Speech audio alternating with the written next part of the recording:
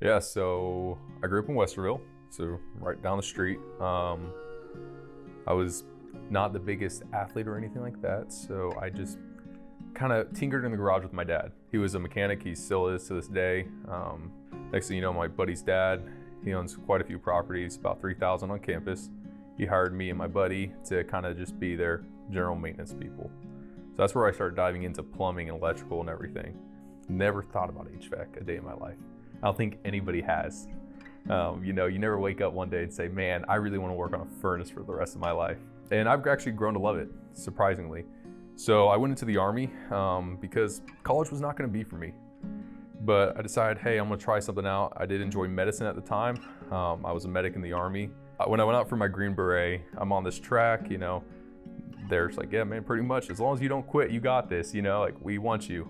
But I tripped on a tree root, went tumbling down a hill, and then the front sight post of my rifle got wedged between my rucksack and my back, and snack, crackle, pop, I cracked 2 vertebrae in my lower back. And I got up, tried to walk it off. I was in a lot of pain. I will never deny that. If I could cry, if I had enough water left in my body, I probably would have. But unfortunately, I was pretty numbed out to the earth at that point and severely dehydrated. So just pushed on until a cadre member pulled me aside. He said, hey man, he goes, I can tell you're hurting bad. And I was like, yeah, my back hurts right now, man. He goes, yeah, absolutely. So they pulled me off. They told me to go get healed up, come back. Unfortunately, when I went to go get medical attention, everybody in the military has back pain.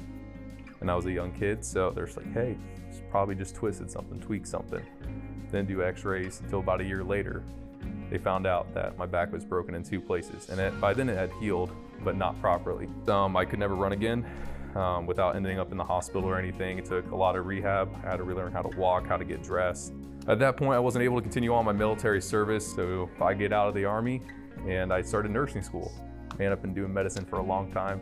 I like to think I'm pretty dang good at it, Had a pretty successful career in it. I'm going to school. I just kind of, not gonna lie, it's the same thing I see with a lot of these nurses I talk to. I got tired of the politics. I was like, well, I grew up working with my hands. Why not go back to it? So literally I'm at the end of this semester. I only have a couple more semesters, so I'll get my RN degree. Some crazy redneck calls me up, man. He's a really nice guy, and I'm very thankful for this man. I have no idea what his name is to this day. And he goes, hey, I see you got some time left on your GI Bill. You ever thought about doing HVAC? And I said, absolutely not. I don't think anybody has. Like I said before, I never had imagined I'd be working on a furnace or an AC unit. And he kind of just talked to me about the opportunities out there. I was like, why not just give it a try? It was a 30-day course. It was an accelerated program. And I was like, sure, I'll go to school for this. It's free, it's through my GI Bill. And now I'm here, and I haven't looked back since I did it. I've fallen in love with meeting everybody in this industry, all the characters that I work with, plus our clients. I've met some really cool people. I got to do some really cool things. I've made a lot of friends out of my clients. So I've been very blessed in that aspect. So I had a pretty cool client yesterday. She'd just recently been in a car accident, and her car was totaled. Insurance didn't cover it because the other person didn't have insurance, and she was young when she signed up for this insurance plan, didn't realize she needed to have something in case somebody hit her. All this stuff, everything in life is going bad. She just got out of surgery. She can barely move her head. She can't lift more than 5 pounds. And she was one of the happiest people I've met in a long time. And I just was talking to her. I was like, man, we're talking about a new system here. Hers was literally 43 years old. There's absolutely nothing I can do to help you at this point with what was going on with it. And we're looking at a great deal of money here, and you just dished out a lot of money for a new car.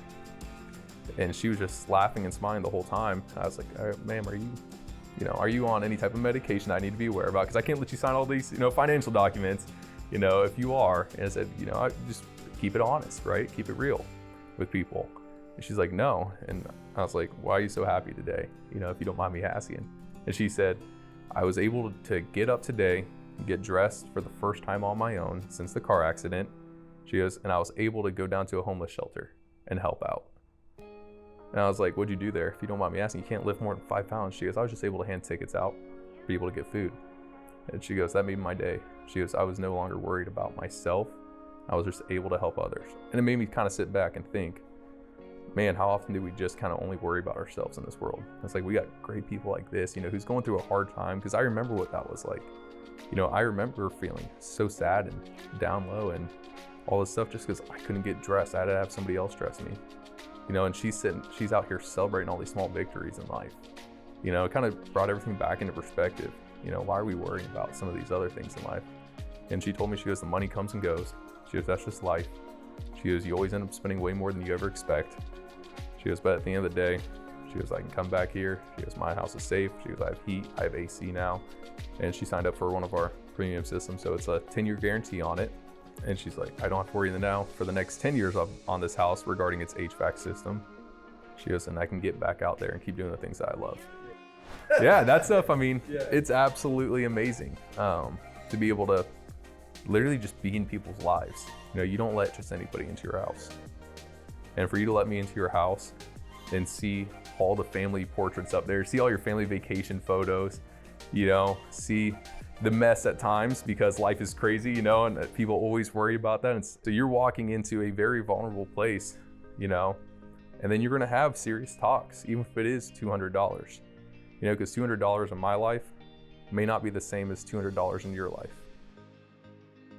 My dad, being a mechanic, you know, my buddy's dad, being tradesman, I kept on hearing something from these old tradesmen that you don't hear much of anymore, is your work is your signature, you know? So no matter where I go, what I do, if somebody looks at my work and they're in the trades, they know it was me out there. I take pride in my name. So each time I finish that piece, that's my name that's on there. And I take a lot of pride in that.